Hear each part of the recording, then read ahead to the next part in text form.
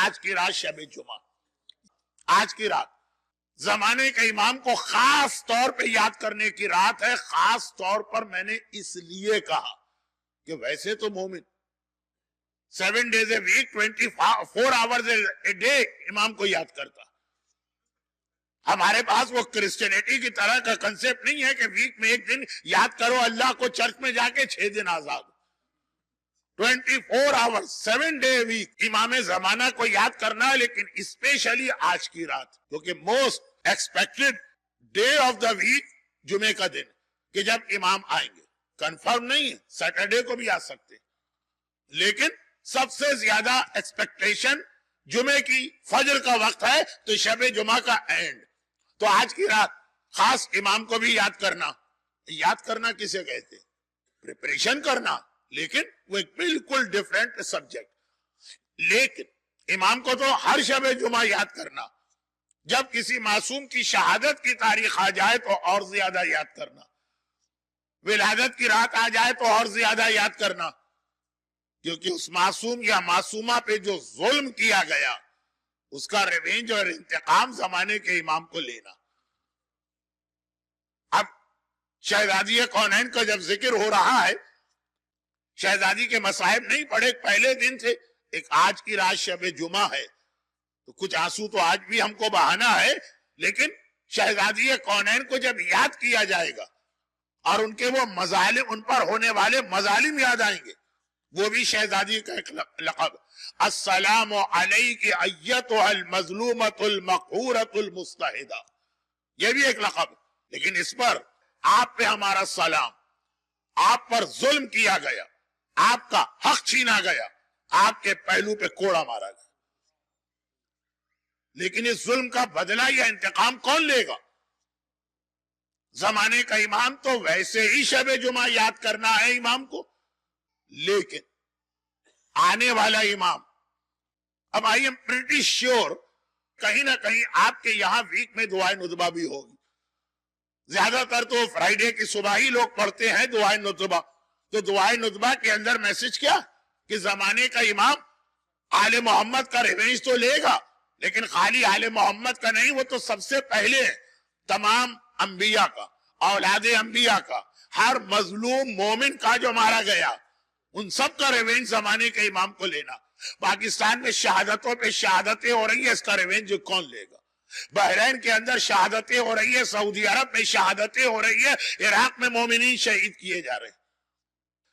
میں نے تھوڑا سا اپنا ٹاپک بدلا تھا، لیکن اب اصل موضوع پہ آ رہا ہوں. جناب حجر ابن عدی جیسی شخصیت، ادھر معاویہ نے ظلم کیا تھا، جو معاویہ کی اولاد ہے.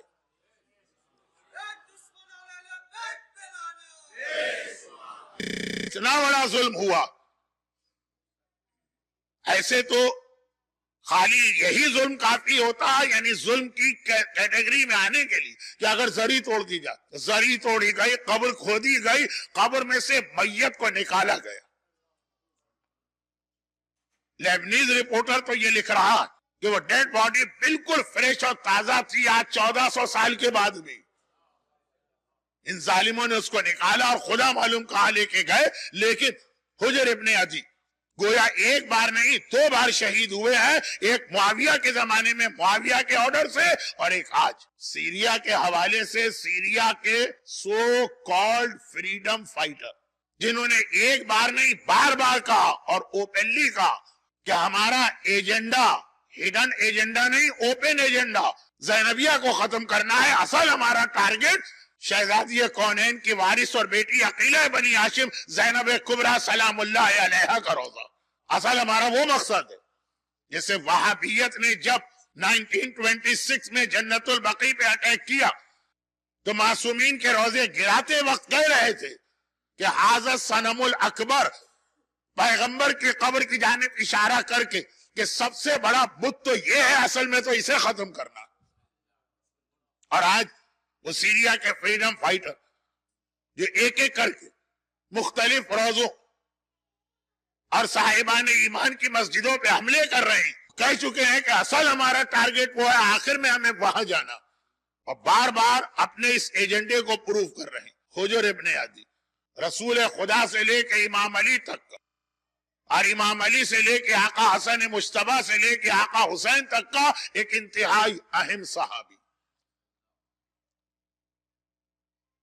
امام مظلوم کی امامت میں وہ شہید ہوئے.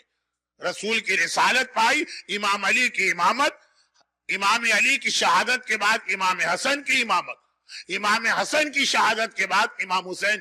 اتنے معصومین کا صحابی، اور کس بے دردی کے ساتھ اس وقت بھی ان کو شہید کیا گیا. یہ وہی حجر ابن عدی ہیں جن کو ایک آنر تو یہ حاصل ہے کہ مولا کائنات امام علی نے اپنی شہادت کی رات جو آخری ملاقات کی تھی 21 رمضان، امام علی نے اپنے بیٹے حسن سے کہا تھا کہ حسن بیٹا بس آج ایک مختصر سے گروپ کو میرے پاس آنے دینا، ورنہ ہر رات اور دن چاہنے والے گروپ بنا کے امام علی کو دیکھنے آتے.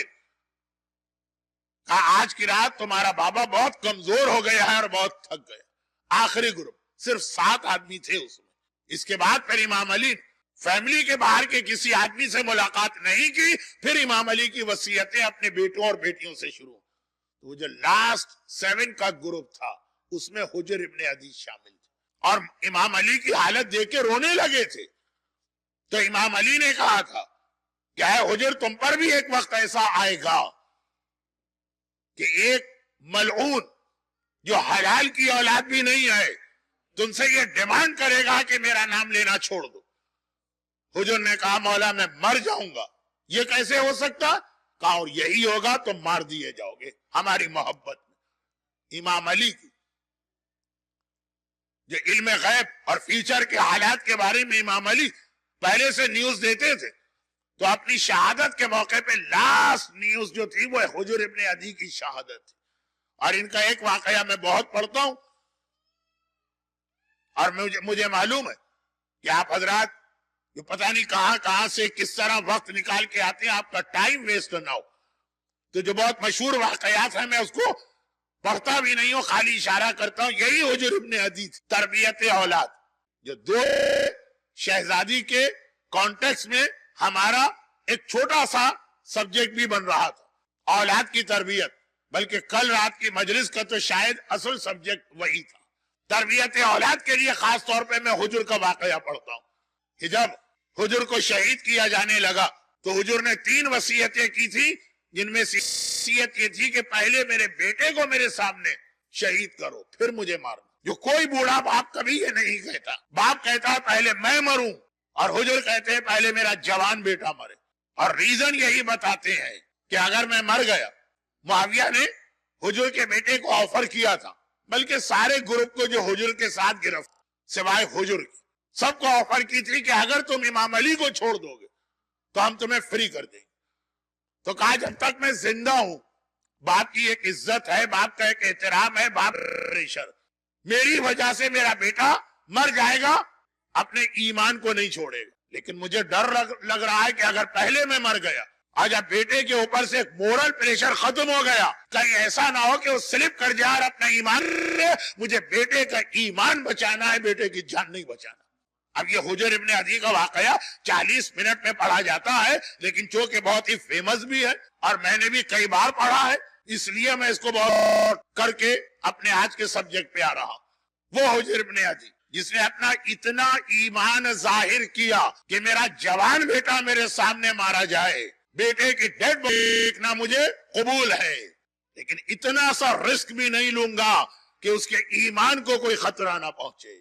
تو اب اپنے زندگی میں حجر کی سیرت کو لے کے آئیے.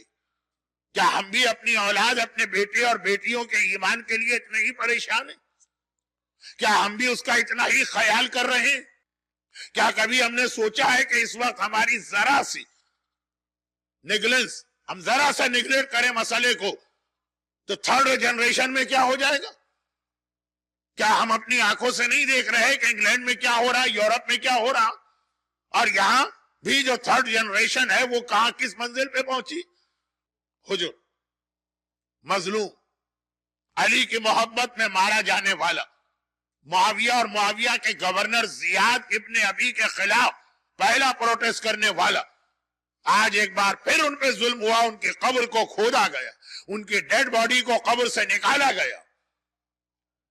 اس ظلم کا انتقام بھی زمانے کے امام کو لینا. تو جب اس طرح کا کوئی ظلم ہوتا ہے, امام زمانہ کو ہم اور زیادہ یاد کرتے ہیں. مگر, لیکن, اگر اور مگر, جب تک میری مجلس سے ہے یہ 3 لفظ سے آپ کی جان نہیں چھوٹے گی. مگر ظالموں کو یاد کرتے کرتے کہیں یہ نہ بھول جائیں کہ کبھی آدمی خود بھی ظالم ہوتا. رسول خدا ابو ذر غفاری کی وزڈم کی بہت تعریف کرتے تھے. ایک چیز ہوتی ہے نالج, وہ تو آپ نے کتابیں پڑھ لی, نالج آ گئی. جو قرآن کہتا ہے گدھے پہ کتابیں رکھ دی, سورہ جمعہ میں جو آیت آئی, ایک ہوتی ہے وزڈم. ابو ذر اس اعتبار سے دیکھیں, آج انٹرنیٹ کے اندر نالج ہے, وزڈم نہیں. فیس بک پہ نالج ہے, وزڈم نہیں. اور یہ ایک بہت اہم سبجیکٹ ہے, لیکن فی الحال شہزادی کونین والے ٹاپک کو آگے بڑھانا ہے تو ابو ذر کی وزڈم کی بہت تعریف. رسول خدا کا انتقال ہو گیا, کوئی آدمی نیا مسلمان ہوا. اب رسول تو ہے ہی نہیں دنیا میں. اہل بیت کی فیملی کو اس طریقے سے مدینے کے اندر محدود کر دیا گیا. اس نے ابو ذر کو خط لکھا کہ تم رسول خدا کے پاس پوری لائف رہے. یہ مسلمانوں کی لسٹ میں 5th نمبر پہ آتے ہیں, سیکوینس کے اعتبار سے 5ویں مسلمان. وہاں سے لے کے رسول خدا کی وفات تک رسول کے ساتھ رہے, پورا پیریڈ گزارا رسالت کا. کوئی ایک ایڈوائس کرو. ابو ذر کی ایڈوائس یہ تھی, جس سے محبت کرتے ہو کبھی اس میں ظلم نہ کرنا.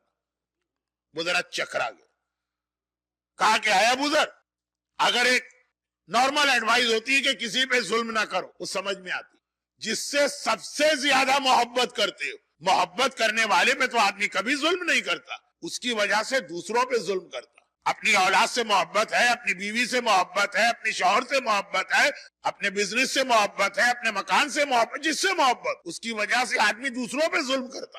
یہ کیا لکھ. لیکن ابو ذر, رسول خدا نے تمہیں ٹائٹل دیا لقمان و امتی. ایک لقمان بنی اسرائیل میں پہلے گزرا, ایک میری امت کا لقمان ہے, وہ ابو ذر. یقیناً اس میسج میں کوئی ایسی بات ہے جو میں نہیں سمجھ رہا ہوں. ابو ذر نے ایک مرتبہ ریپلائی دیا کہ سب سے زیادہ آدمی کس سے محبت کرتا ہے؟ اپنے آپ سے. یہ ساری فضول باتیں ہیں کہ ہمیں اولاد سے بڑی محبت, اور ہمیں بیوی سے بڑی محبت, اور ہمیں شوہر سے بڑی محبت, اور ہمیں فلاں, سب سے زیادہ اپنے آپ سے محبت ہوتی. یہی وجہ کہ عقل مند لوگ کہتے ہیں کہ 3 ایسے موقع ہیں کہ بڑے سے بڑا سوبر اور سیریس آدمی بھی بے وقوف بن جاتا. جن میں سے ایک ہے جب میرر میں اپنے آپ دیکھتا. بڑے سے بڑا عقل مند آدمی آئینہ جب اس کے سامنے آ جائے, آپ دیکھیں گے کہ کس طرح سے وہ اپنے آپ کو بنا رہا ہے, سنوار رہا ہے, سجا رہا. اتنا مزہ آتا, اور اس طرح سے جھوم جھوم کے دیکھتا. اب پتہ نہیں اس کی انگلش کیا ہوگی, لیکن اس طرح سے کہ بڑے سے بڑا عقل مند آدمی آئینہ ہاتھ میں لے کے بے وقوف بن جاتا, کیونکہ اپنے آپ سے محبت. لیکن ابو ذر نے کہا کہ سب سے زیادہ آدمی اپنے آپ سے محبت کرتا. اپنے آپ پہ کبھی ظلم نہ کرنا, اور جس نے کوئی گناہ کیا اس نے اپنے آپ پہ ظلم کیا. یہ قرآن کی آیت. وَمَنْ يَتَعَدَّدْ حُدُودَ اللَّهِ فَقَدْ ظَلَمَ نَفْسَهُ. جس نے اللہ کے کسی ایک قانون کو توڑا, اس نے اپنے آپ پہ ظلم کیا. تو زمانے کا امام سارے ظالموں سے انتقام لے گا جو کسی پہ ظلم کر رہے ہیں. لیکن اس میں وہ مومن بھی آ گیا. ایک مرد کا داڑھی شیو کر دینا, ایک عورت کا بے حجاب گھر سے نکلنا, کسی کا غیبت کرنا, کسی کا نماز قضا کرنا, کسی کا مومن کا حق کھا جانا, یہ سب خود ہمیں ظالموں کی فہرست میں شامل کر رہے ہیں. ہم اس کو کوئی نقصان نہیں پہنچا رہے, ہم اپنے آپ کو نقصان پہنچا رہے ہیں. کہ ایک دن مولا اور شہزادی میں ایک بات ہوئی. رسول خدا روز آنا اپنی بیٹی کے گھر میں آتے تھے, آج نہیں آئے. شہر سے باہر ہوتے تو الگ بات تھی, شہر میں بھی ہے, جس وقت پہ آنا تھا نہیں آئے. اب کچھ چیزیں سمجھانے کے لیے میں بتا رہا ہوں. مثلا پیغمبر روز آنا صبح 10 بجے وزٹ کرتے ہیں, 12 بج گئے اب تک رسول نہیں آئے. شوہر اور بیوی, بیوی کون ہے؟ رسول کا ٹکڑا ہے, رسول سے اتنی محبت کرنے والی بیٹی. घबरा के कहा कि चल के देखना चाहिए बाबा की क्या हालत। रेगुलर आने वाला आज नहीं आया। अब शौहर और बीवी यानी अली और ज़हरा एक साथ पैगंबर के हुजरे में जा रहे हैं। ये तो अच्छा है कि अटलांटा में लोगों ने अपने बच्चों को आदत ही नहीं डलवाई है मजलिसों में आने की, या कम से कम उर्दू मजलिसों में आने की। बहुत अच्छी बात है। नहीं, बच्चों के लिए तो बहुत बुरी बात है, वालिदैन के लिए तो उससे भी बुरी बात। हमारे लिए अच्छी बात है, वरना उनके सवालात का जवाब।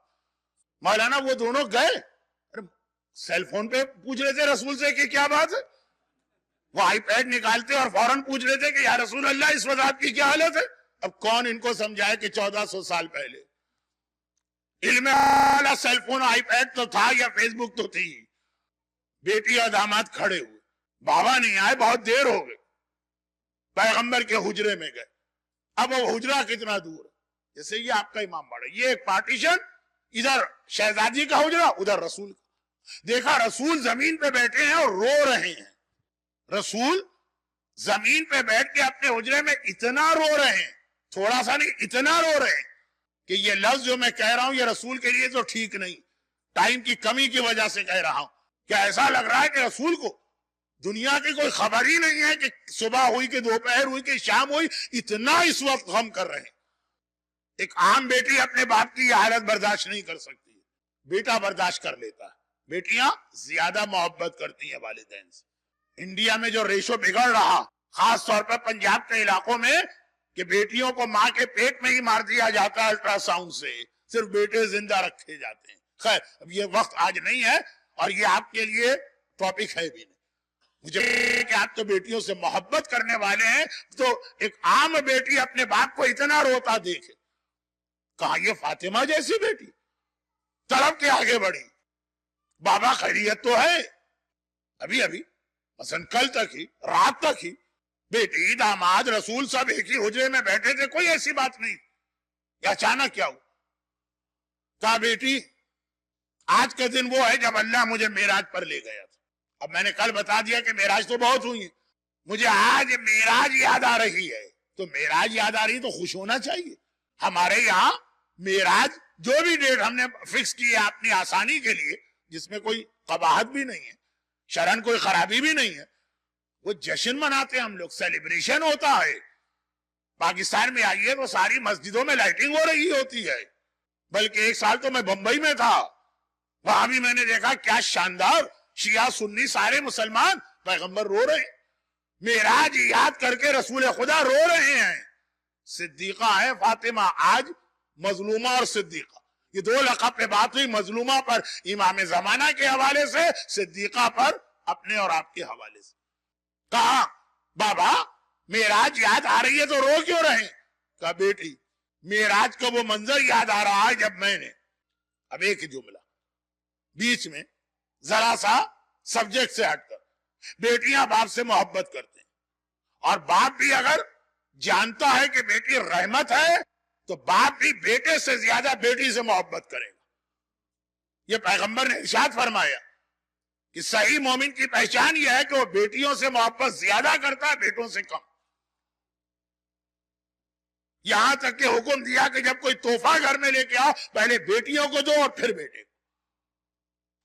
यहां तक कहा कि दोनों में फर्क ना रखना। अल्लाह के रसूल अपनी एक बीवी के हुजरे में दाखिल हुए, देखा कोई खातून उनसे मसला पूछने आई, बेटा भी लेके आई है, बेटी भी, छोटे छोटे बच्चे। ज़ौजाए रसूल ने मेहमान की खिदमत करना है, कुछ खजूर है उसको दी, उसने खजूर उठाई, बेटे ने तड़प के मां के हाथ से खजूर ले, वो बातें कर रही है, मसला पूछ रही, एकदम चौंकी, बेटे से खजूर वापस छीनी, बराबर से दो हिस्से किए, बेटे को आधी खजूर थमाई, आधी खजूर बेटी को दी, मसला पूछ लिया। जब वो गई तो पैगंबर ने कहा जन्नती औरत जा रही। या रसूल अल्लाह क्या ये वही से पता चला का इसके अमल से पता चला?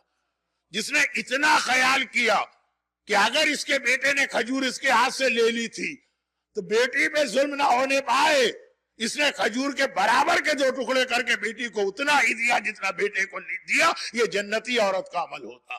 तो अब अल्लाह का रसूल दूसरी मजलिस में ये बात आई, जो हमसे कहता है उससे ज्यादा खुद अमल करता है। चुनाचे कितनी मोहब्बत करते हैं रसूल अपनी बेटी ज़हरा से, ادھر فاطمہ پوچھ رہی بابا آپ اتنا کیوں رو رہے ہیں, اتنا کیوں رو رہے ہیں, اور ادھر پیغمبر نے ایک جواب دی اور کہا کہ بیٹی اب فاطمہ سے تو محبت کرتے ہی ہیں, وہ تو گڑا ہے امت کی عورتوں سے بھی. بھائی ہمارا عقیدہ ہے نا رسول اور علی اس امت کے باپ ہے, یعنی امت کا ہر مرد ان کا بیٹا ہے, ہر عورت ان کی بیٹی ہے.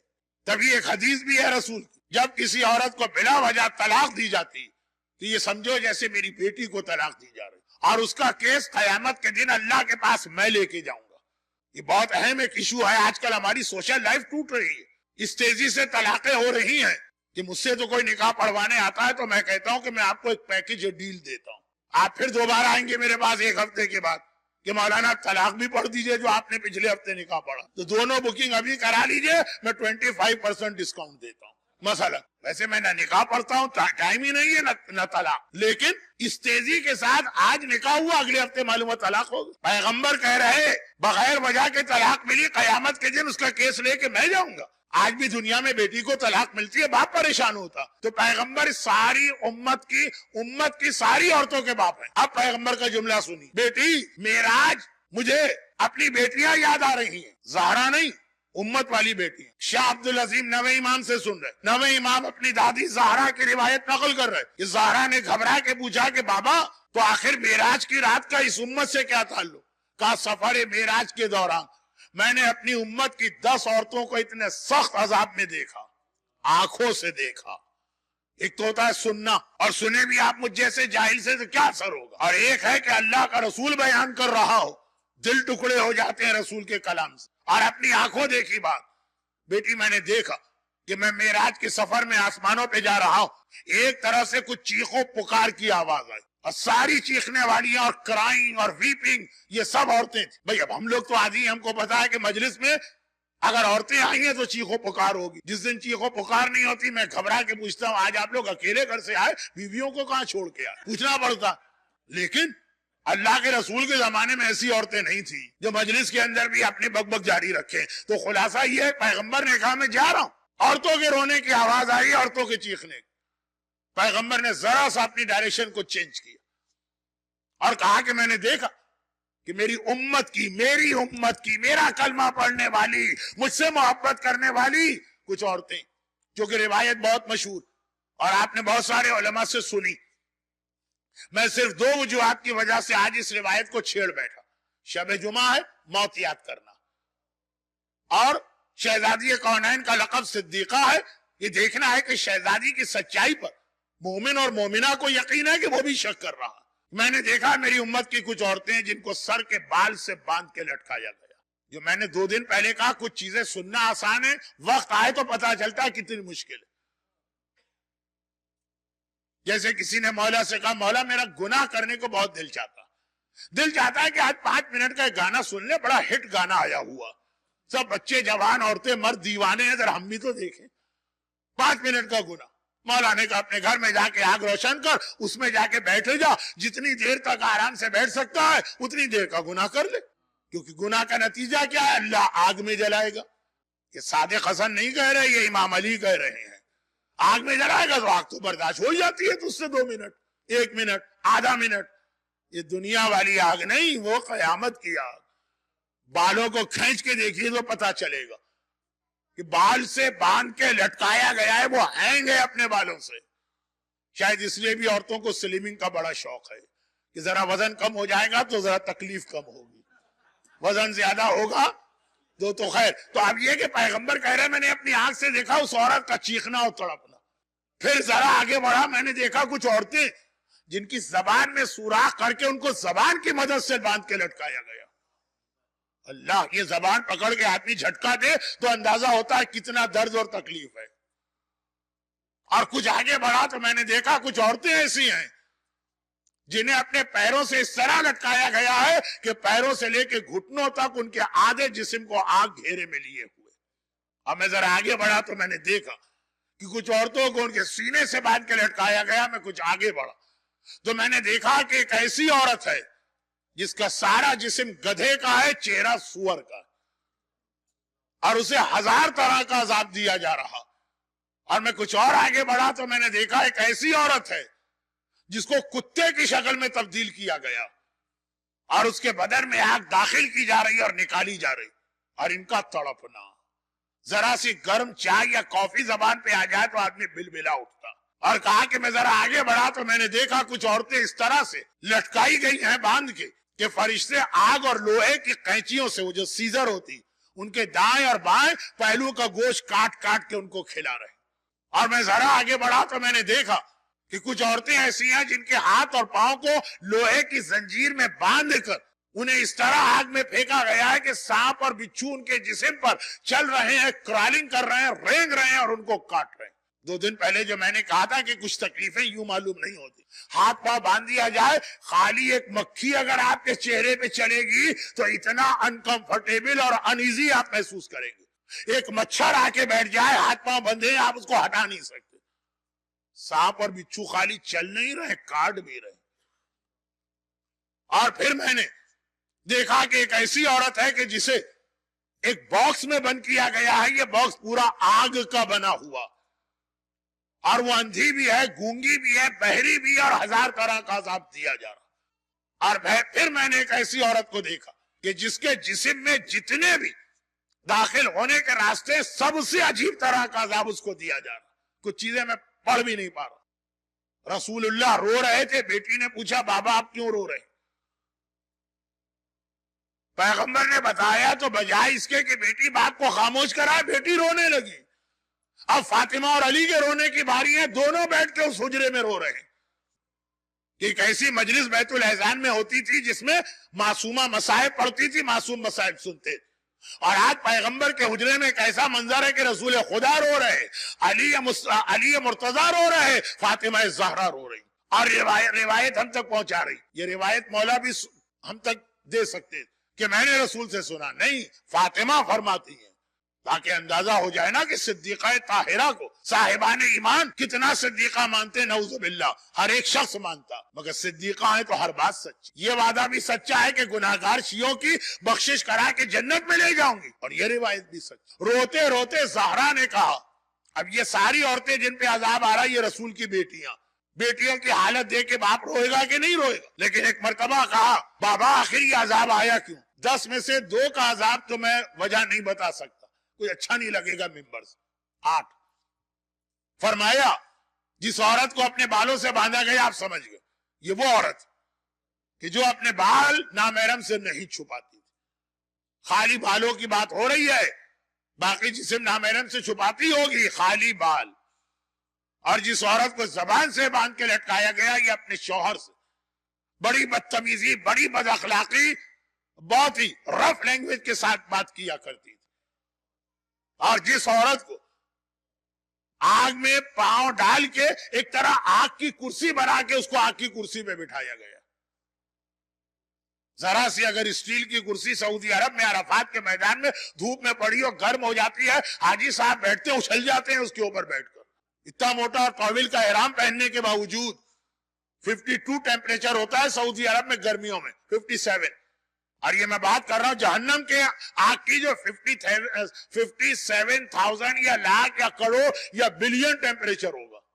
مگر رسول نے کہا کہ یہ وہ عورت تھی جو اپنے پیروں کی مدد سے اللہ کی نافرمانی کرتی ہے، یعنی شوہر کی پرمیشن کے بغیر گھر سے باہر جاتی۔ شوہر کی ہر طرح کی اطاعت عورت پہ واجب نہیں، لیکن یہ جو بات آئی کہ گھر سے باہر نہیں نکل سکتے یہ واجب ہے، اور جو اس کے بعد والا میسج وہ بھی ذرا جلدی پڑھ دوں گا۔ جس عورت کو اس کے سینے کی مدد سے باہر کہا گیا، یہ شوہر کا وہ جو اصل حق ہے، جو نکاح جس کے لیے کیا جاتا وہ ادا نہیں کرتی۔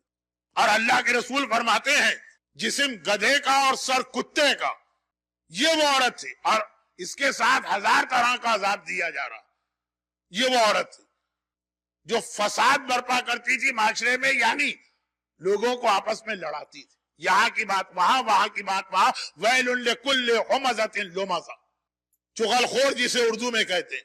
کتنے گھر ٹوٹے ہیں عورتوں کی اس چغلی کی عادت کی وجہ سے، کتنے شوہر اور بیوی میں سیپریشن ہوا، کتنے بھائی بھائی کے اندر، بہن اور بھائی کے درمیان جھگڑے ہوئے۔ چلو 50 سال 60 سال مزے لے لو چغلیاں کر کے، پھر قیامت کا دن کتنا بڑا ہے، اور یہ قبر کا پیریڈ۔ شب جمعہ بھی ہے، صدیقہ طاہرہ کی بات بھی ہو رہی ہے، مظلومہ اپنے آپ پہ ظلم نہ کرو. اور فرمایا وہ عورت جس کا سر اور جسم کتے جیسا بنا کے عذاب دیا جا رہا. 1000 طرح کا عذاب، یہ جملہ روایت کا ہے. معصوم نے کہا 1000 طرح، یعنی بہت ساری قسموں کا اور بھی عذاب. کہ یہ وہ عورت ہے جو دوسروں سے جیلس اور حسد کیا کرتی. من شر حاسد اذا حسد، حسد بہت بڑی خرابی. الحسد یاکل الحسنات کما تاکل النار الحطب. جیلسی یا حسد نیکیوں کو اس طرح سے کھا جاتا ہے جیسے آگ لکڑی کو کھا کے ختم کرتی. نیکیاں تو کھا لی حسد نے، اس کی سزا یہ. اور کہا اس کے بعد وہ عورت جس کے دونوں پہلوؤں کا گوشت کاٹ کاٹ کے اس کو کھلایا جا رہا، یہ غیبت کرنے والی. غیبت اور چغلی میں فرق ہے. وہ تو قرآن کی آیت بھی ہے کہ غیبت کرنا ایسا ہے جیسے اپنے مردہ بھائی کا گوشت کھانا. اور پیغمبر نے کہا کہ غیبت کرنے والا اپنا گوشت کھا رہا. اور بس آخری اور 8واں بیان 9واں 10واں میں پڑھنا نہیں چاہتا ممبر سے. کہا کہ 8واں ہاتھ پاؤں باندھ کر آگ میں پھینکا گیا ہے، سانپ اور بچھو اس میں چل رہے ہیں. یہ وہ عورت ہے جو اپنا بدن نامحرموں کو دکھانا چاہتی تھی. 2 چیزیں، ایک حجاب کرنا، اپنے آپ کو چھپاؤ. ایک ہے کہ حجاب نہ کرے لیکن اپنا جسم دکھانا بھی نہیں چاہتی. اور ایک ہے کہ نہیں، ایسے ڈریسز، ایسی پرفیوم، ایسی جیولری، وہ جو ایک خاص عورتوں کی سینڈل آتی ہے ٹک ٹک ٹک ٹک ٹک ٹک، کہ اگر نہ بھی دیکھنا چاہے تو آدمی آنکھ اٹھا کے دیکھتا ہے کون ملکہ آ رہی. مثلا کہ اس نیت کے ساتھ یہ ساری چیزیں پہنی جا رہی کہ نامحرم دیکھے. کہا کہ یہ اس کا عذاب. اور 9ویں اور 10ویں کا تعلق تو کچھ ایسے فعل حرام سے جو ممبر سے بتانا مشکل. شاہ عبدالعظیم حسنی جیسا عظیم اور راوی 9ویں امام سے یہ روایت نقل کرتا ہے، میری دادی رونے لگی. بابا یہ اتنا عذاب آپ نے دیکھا. لیکن بہرحال شب جمعہ صدیقہ طاہرہ کی سچائی پہ کوئی شک نہیں کر سکتا. شب جمعہ یاد کرو، اور اس کے حوالے سے خالی یاد نہیں کرو، پورا ہفتہ اپنے آپ کو چینج کرو. مولا کا جملہ ہے کہ گناہ کتنے جلدی ختم ہو جاتا، لیکن اس کے رزلٹ اور اس کے نتائج کتنے عرصے تک آدمی کے ساتھ رہتے ہیں. 50 سال میں یہ بے پردہ عورت بھی قبر میں جائے گی، اور ایسے جائے گی کہ فرشتے ہنسیں گے. سارا حجاب عورت کو قبر میں ہی کرایا جاتا. مقنا بھی ہونا چاہیے، اور چادر بھی ہونا چاہیے، اور پورا جسم بھی چھپا ہونا چاہیے. پھر جو اب عذاب آیا اس حجاب والی عورت پر، اللہ کو قبر کا حجاب نہیں چاہیے، دنیا کا. صدیقہ طاہرہ یہ فرماتی ہے.